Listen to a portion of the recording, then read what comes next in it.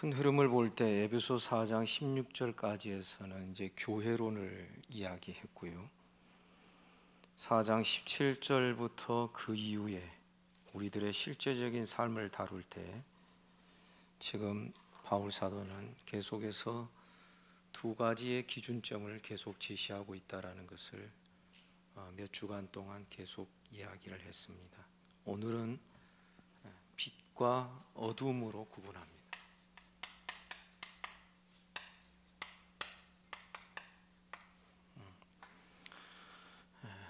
이 빛과 어둠으로 구분되어 우리가 빛의 자녀요 어둠의 자식이 아니다.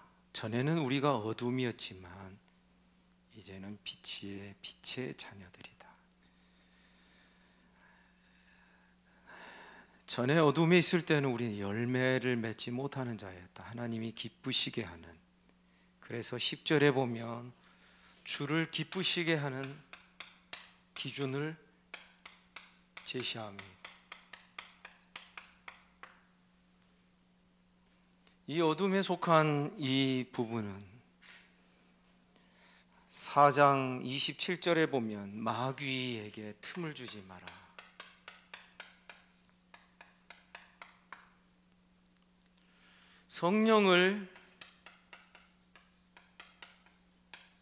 성령의 기쁨, 성령을 근심하게 하지 말라.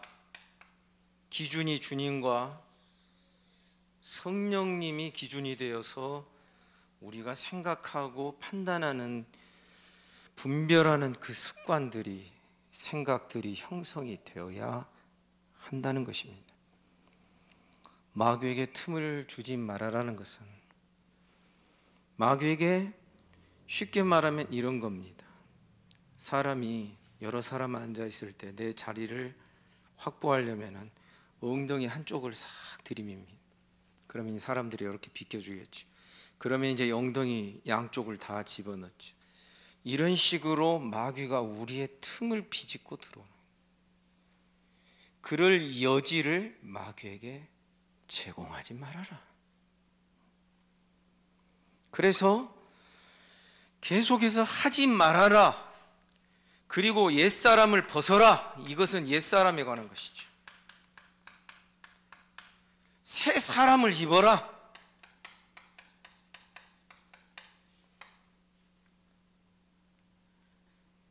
하라 하지 말아의 이 절대적인 기준은 이런 것이 되는 것입니다. 왜 이 두 갈래가 흘러나오는지 여러분은 이미 알고 계실 줄 압니다.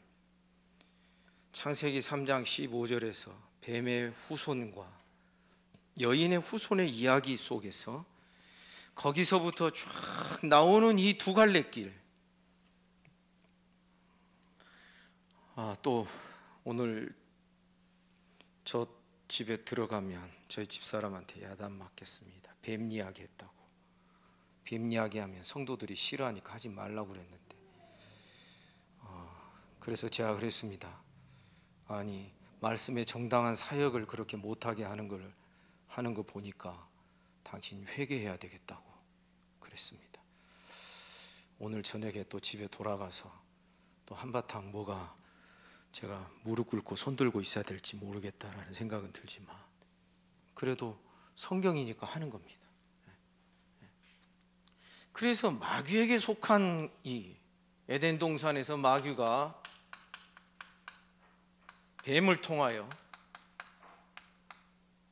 여자에게 접근합니다. 여자를 통하여 남자에게 접근합니다. 남자를 통하여 하나님께 접근하는 것입니다. 마귀는 교묘한 자입니다. 여러분, 언젠가 제가 말씀드린 대로 마귀가 왜 뱀을 통하여 간 줄 아십니까? 마귀가 이렇게 뿔 달린 형체로 나타나면 여자는 기겁을 하고 도망가니까. 그런데 에덴 동산에서 하나님 만든 피조물들, 늘 봐왔던 그 가면을 쓰고 그것을 앞세우고 갔다라는 것은 자기를 은폐시키는 겁니다. 은밀히 행하는 것이죠. 12절에 나와 있는 단어가 은밀히 행하는 것들은, 그들이 은밀히 행하는 것들은 말하기도 부끄러웁니다. 은밀한 생각을 가지고 어떤 의도를 가지고 이렇게 하는 것이 마귀의 특징입니다. 그러니까 지금 이 마귀가 뱀을 통하여 여자에게 접근했다고 하는 이 접근 방식에도 매우 교묘하고 교활하고 은밀함이 들어있는 것입니다. 왜냐하면 마귀가 직접 여자에게 안 가고 뱀을 통하여 여자에게 가고, 근데 왜 여자에게 갔습니까? 문맥을 보면 여자가 혼자 있을 때 여자에게 접근했는데 무슨 수작을 부리려고 그런 것이죠. 사실 여자는 하나님의 그 언약의 말씀, 생명나무와 선악과 나무의 그 계명의 말씀을 하나님으로부터 직접 듣지를 않았습니다. 먼저 하나님은 아담에게 말씀하셨고, 아담은 여자의 머리가 되기 때문에 아담을 통하여 여자가 전달받도록 그렇게 되었을 것이라고 성경학자들은 이야기합니다. 그러니까 마귀가 뱀을 통하여 남자와 여자가 같이 있을 때를 택하지도 않고 남자에게 먼저 가지도 아니하고 여자에게로 갔다는 것은 남자와 여자 중에서 제일 약한 약점을 비집고 들어가는, 그 틈을 비집고 들어가는 것을 말하는 것입니다. 그래서 여자를 공략하고 그 다음에 여자를 통하여 남자에게로 갑니다. 공략합니다. 마귀가 만약에 남자에게로 다이렉트로 직접 가서 남자를 미혹했다면 아마 남자는 하나님의 말씀을 직접 들은 책임감 때문에 어쩌면 마귀는 자기 계획을 이루는데 어려움이 있다라고 판단했을 것이라고 추정이 됩니다. 그런데 여자를 통하여, 여러분 기억하십시오. 여러분에게 만약 마귀가 직접 마귀가 다이렉트로 나타나서 야, 너 이렇게 해 하면은 우리는 분명히 거부감 갖습니다. 근데 왜 남자가 거부감 안 가진 줄 아십니까? 자기 아내가, 사랑스러운 아내가 주니까. 사람은 이렇게 주관적인 그 약점이 늘 항상 있습니다. 우리 중에 만약에 전혀 모르는 사람이 와가지고 우리를 미혹하고 신앙이 아닌 어떤 방식으로 인간의 생각을 가지고 막 어떻게 하자 그랬으면 우리는 딱 거절할 것입니다. 그러나 우리 중에 늘 친근하게 가까이 있는 사람을 통하여서 이런 식으로 접근을 하면 그런가? 조금 틈이 생기기 시작하는 것입니다. 마귀는 이 틈을 정확하게 찔러서 그 틈을 벌려놓고 간격을 넓히고 그렇게 해서 점점 마침내 자기의 뜻을 이룹니다. 마귀는 사람을 어떻게 하는 것이 목적이 아닙니다. 마귀는 결국 하나님을 어떻게 하려고 하는 것이 목적입니다. 그런데 하나님이 만드신 이 세계의 남자와 여자를 하나님 형상대로 창조하시고 그들에게 이런 모든 것을 맡겨주셨다. 그러니까 마귀가 볼 때에는 내가 하나님을 직접 상대할 수는 없고 하나님이 모든 권한이나 이런 것들을 이양해 준 저 사람을 공략하면 되겠구나. 그러면서 이 과정을 통해서 결국은 하나님의 뜻을 무산시키고 파괴하는 그런 방식을 취하였던 것입니다. 이게 마귀의 은밀성이요, 이게 마귀의 미혹하는 형태가 되는 것입니다. 사랑하는 여러분, 우리는 알아야 됩니다.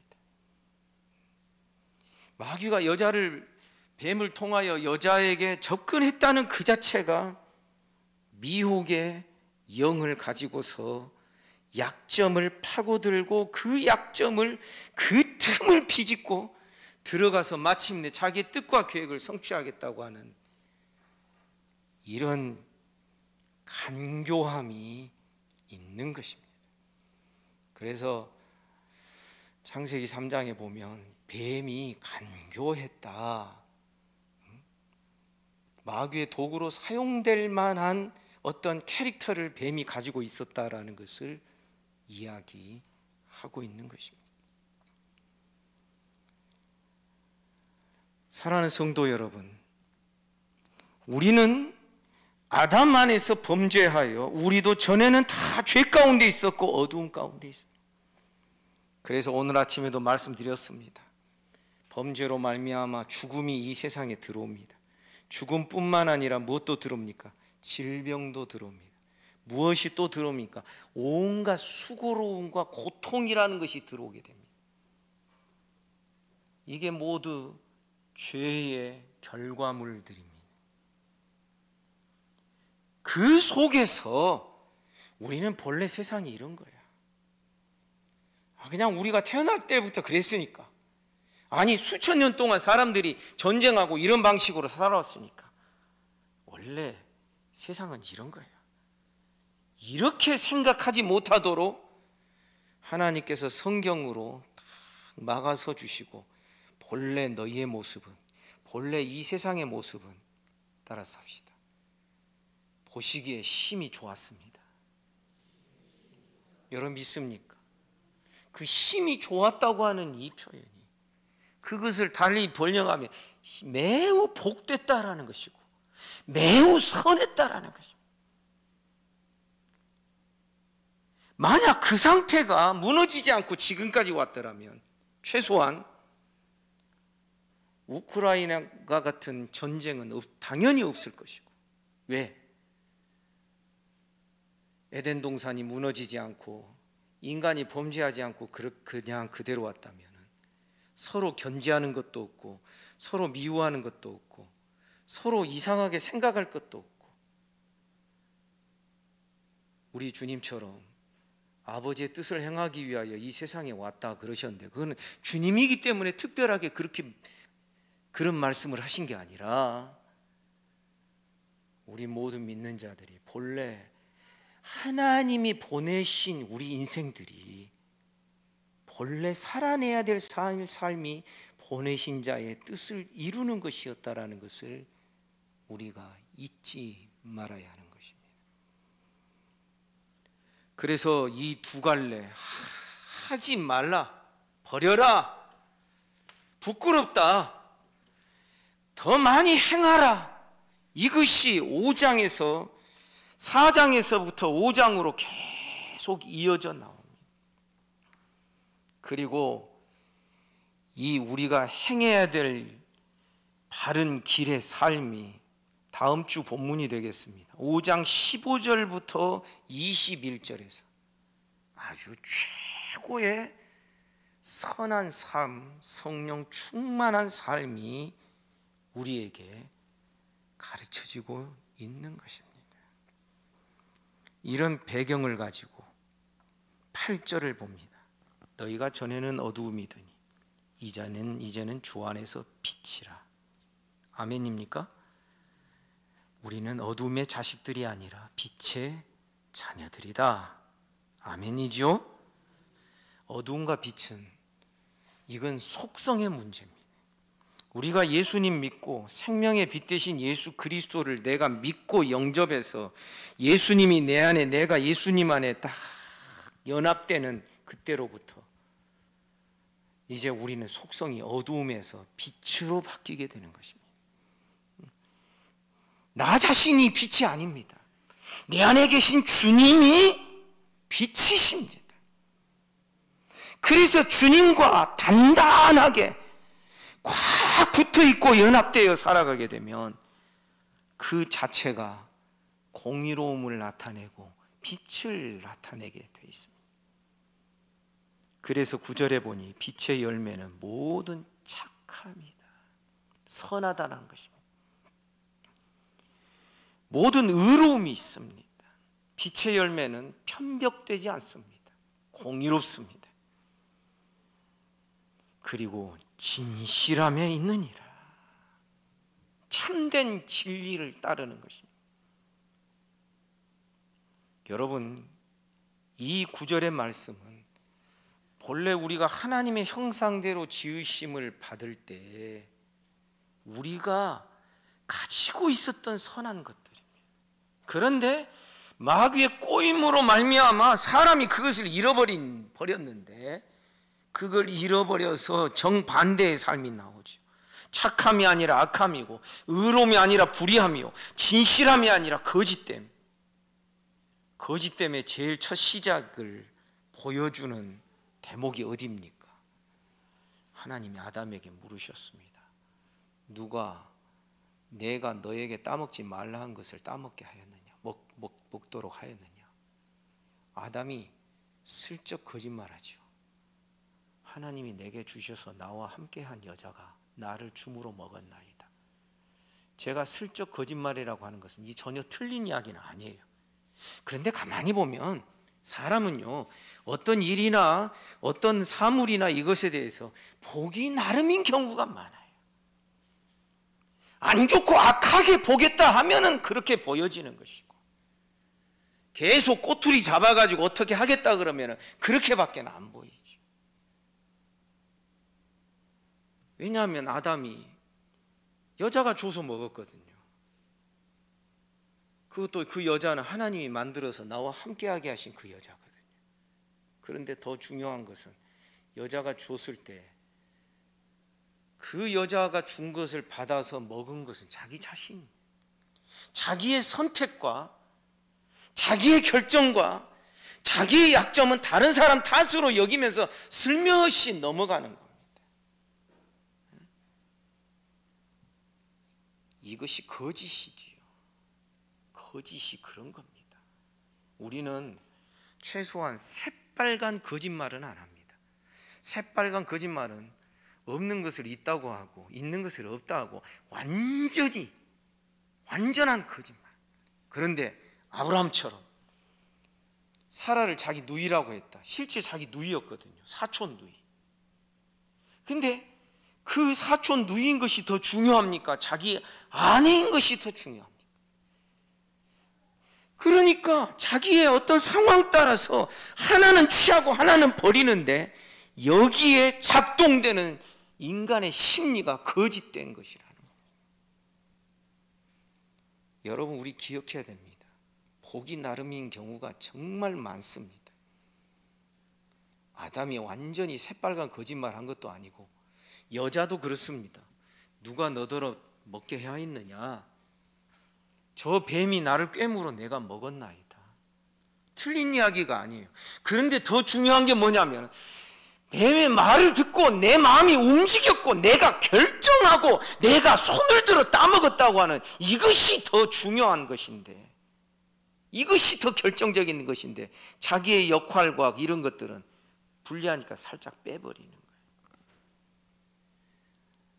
이런 것이 우리를 어둡게 하는 것이고 자기를 감추고 숨기게 하는 것이고, 내 탓보다는 다른 사람 탓해야 내가 편해요. 왜? 내 자존심이 살고 그렇잖아요. 그런데 보십시오. 어떻게 하라고 하냐면 10절, 주를 기쁘시게 할 것이 무엇인가 시험하여 보라. 때때로 우리는 하나님의 뜻이 어떤 것인지 정확히 알지 못할 때도 있습니다. 그럴 때에는 이렇게 할까 저렇게 할까 그럴 수 있습니다. 그런데 어떤 사안에 따라서 결정을 하는 게 아니라 주님의 기쁨이 무엇일까 하는 기준에서 해보는 일들이 있을 수 있습니다. 그런데 기준은 주님입니다. 어떤 상황이 중심이 아니고 내 마음과 내 소견 중심도 아니고 주님의 기쁨, 주를 기쁘시게 할 것이 무엇인가 시험하여 보라. 사랑하는 성도 여러분, 우리가 매사에 주님 무엇을 기뻐하십니까? 저 이거 하고 싶은데요, 주님 기쁘십니까? 저 이거 안 하고 싶은데요, 주님 기쁘십니까? 이렇게 최소한 하는 이야기입니다. 주를 기쁘시게 할 것이 무엇인가? 그러니까 빛의 자녀, 주님의 백성은 이제 우리들의 삶의 기준이 내가 아닙니다. 주님이 되어야 됩니다. 주님을 기쁘시게, 성령을 근심하게 하지 말고 반면에 성령을 기쁘시게 하는 것이 성령 충만함입니다. 기준이 내가 되어 있으면 모든 것이 다 어두워져 버립니다. 그래 제가 말씀드렸죠. 죄 중에 죄는 자기 중심적으로 사는 것입니다. 내가 주인 되어서 사는 것이 가장 죄의 근본과 뿌리를 이룹니다. 내가 중심되고 내가 주인 되어 살면요, 어떤 결정적인 순간 내 마음 상하면 하나님까지도 밀어내게 되고 하나님 말씀까지도 아전인수격으로 내가 좋아하는 것만 선택하고 다른 것들은 무시해버리는 그러한 죄를 범할 수밖에 없는 것입니다. 주를 기쁘시게 할 것이 무엇인가 시험하며 날마다 주님의 기쁨을 구하며 나아가는 저와 여러분 우리 모두가 되시기를 주님의 이름으로 축복합니다. 11절 너희는 열매 없는 어둠의 일에 참여하지 말아라. 요 참여한다는 이 표현은 교제를 말합니다. 코이노니아를 뜻하고 있습니다. 열매 없는 어둠의 일, 거기에 코이노니아 하지 말아라. 그들과 그것과 어둠과 공유하지 말아라. 도리어 책망하라. 이 책망이 다른 사람 책망일 수도 있으나 나 자신을 내가 책망할 줄 알아야 됩니다. 12절 그들이 은밀히 행하는 것은 말하기도 부끄러운 것들이니 이 은밀하다는 것이 이게 부정직한 것입니다. 어둠인 것입니다. 이것이 마귀적이고 사탄적인 것이 되는 것이죠. 하지만 13절 책망을 받는 모든 것은 빛으로 말미암아 드러난다. 빛 가운데로 나아가면 우선은 책망이 있습니다. 나의 어둠이 드러납니다. 내 잘못이 꼬집어집니다. 그러나 그 빛 가운데서 자기의 약점과 자기의 부족함이 드러났고 그것을 솔직하게 인정하고 계속 빛 가운데 빛 대신 주님 안에 머물러 있게 되면 그 책망받을 어둠의 것이 물러가게 되고 빛으로 바꿔지게 되는 줄 믿습니다. 성도 여러분, 이것은 가상세계가 아닙니다. 실제 우리들의 삶이 되어야 됩니다. 그래서 언젠가 요한복음 말씀 제가 설교한 적이 있죠. 어둠에 있는 사람들은 빛으로 나오기를 싫어하고 빛을 싫어할 뿐만 아니라 나중에는 빛을 미워합니다. 왜? 자기의 악함이 드러나기 때문에. 그런데 자기 악함이 안 드러나나요? 하나님 백성은 자기의 악함이 드러나지요. 그런데 드러났을 때 그것에 대한 우리의 태도가 내가 빛의 사람으로 살 것인가 어둠의 사람으로 계속 허우적대며 살다 말 것인가, 그것이 판가름 나게 되어 있는 것입니다. 말씀의 중요한 기능도, 성경의 중요한 기능도 교훈과 책망과 바르게 함과 의로 교육하기에 유익하다. 아멘입니까? 말씀의 중요한 이 네 가지 기능 중에 두 번째가 책망이 있습니다. 여러분, 자녀가 반듯하게 잘 큰 자녀는 정당한 책망을 받으면 그것을 영어로 말하면 accept 하게 됩니다. 받아들입니다. 아버지, 아빠 말씀 듣고 보니까 정말 제가 그랬네요. 잘못했어요. 죄송해요. 그러면 여러분 경험하신 일들일 것입니다. 아빠의 마음과 아들의 마음과 온 가정에 빛이 환하게 비치게 됩니다. 여러분 믿습니까? 교회도 마찬가지입니다. 말씀의 특성상 제 계속 말씀을 강론하고 이어갈 때에 로마서 같은 경우는 어떤 부분은 죄에 대하여 계속 이야기하는 경우들이 있습니다. 그런데 죄에 대하여 설교를 하면 우리 마음이 어두워집니까? 아닙니다. 죄가 드러날 때 빛 대신 주님 앞에 그 죄를 가지고 나아가서 해결을 보면 되는 줄 믿습니다.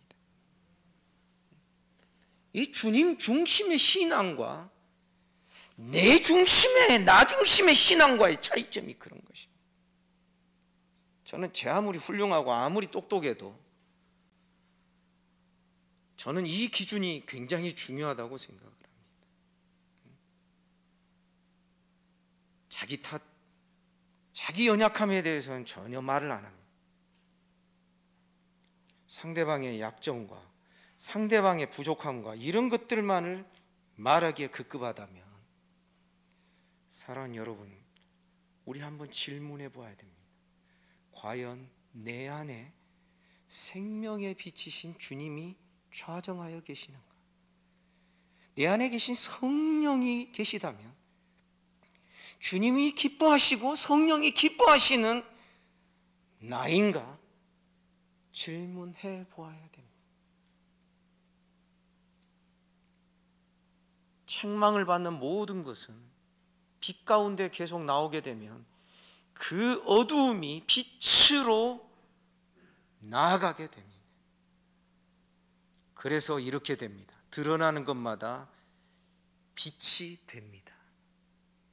여러분, 우리 중에 어느 누구도 잘못이 전혀 없어서 빛된 사람은 없습니다. 어두움을 깨닫고 회개하여 그것을 잘라내는 것입니다. 너희 죄가 주홍같이 붉을지라도, 너희 죄가 피와 같이 붉을지라도, 양털과 같이, 눈과 같이 내가 씻어줄 것이다. 이사야 1장 18절의 말씀. 그러면서 하시는 말씀, 내가 저희의 죄와 불법을 기억지도 아니할 것이다. 하나님은 능치 못하신 이 없는 줄 믿습니다. 우리는 기억하지 않는다, 잊어버렸다 하면서도 계속해서 잊지 못해서 난리인데, 우리 하나님은 잊는다, 지운다 그러면 실제로 지울 수 있는 능력이 있으신 줄 믿습니다. 그래서 우리는 하나님 앞에 나를 늘 투영시켜야 됩니다. 하나님 앞에 나를 감춤이 없이 아담처럼 어디 숨지 말고, 저는 그렇게 확신합니다. 아담이 만일 그 자리에서 하나님, 제가 잘못했습니다, 용서해 주세요, 그랬으면 어떻게 됐게요? 저는 에덴은 유지될 수 있지 않았겠나, 그런 생각을 하게 됩니다. 가룟 유다가 자기의 죄와 잘못을 깨달았을 때 자기가 그 죄를 책임지는 방식으로 자살의 길을 택했습니다. 그런데 만일 그때에 베드로처럼 하나님 앞에 나아가서 하나님, 내 죄 용서해 주세요, 울며 불며 통곡하며 회개했으면 저는 가룟 유다도 용서받을 수 있다고 저는 믿습니다. 사랑하는 여러분, 이 세상에서 용서받지 못할 죄는 회개하지 않는 죄일 뿐인 것입니다. 회개만 할 수 있다면, 빛으로 나와서 내가 얼마나 잘못된 구조를 가지고 있고 그것을 깨닫고 빛 대신, 생명의 빛 대신 주님께 치료를 받고 주님이 내 마음과 내 삶에 회복을 시켜주시고, 여러분, 그런 과정은요 누구를 만날 수도 없습니다. 하나님 앞에 나와서 울며 불며 그렇게 엎드리고 뒹굴 수밖에 없습니다. 하나님은 그런 자를 기뻐하시는 줄 믿습니다. 여러분, 무엇을 결정할 때 늘 기준이 주님이 기뻐하실까? 주님이 기뻐하지 아니하시고 혹시 슬퍼하실까? 그게 기준이 되시기를 주님의 이름으로 축복합니다. 그러다 보면 때때로 인간적으로 뻔뻔할 때도 있습니다. 그런데 어떻습니까? 원래 신앙은요 뻔뻔한 겁니다.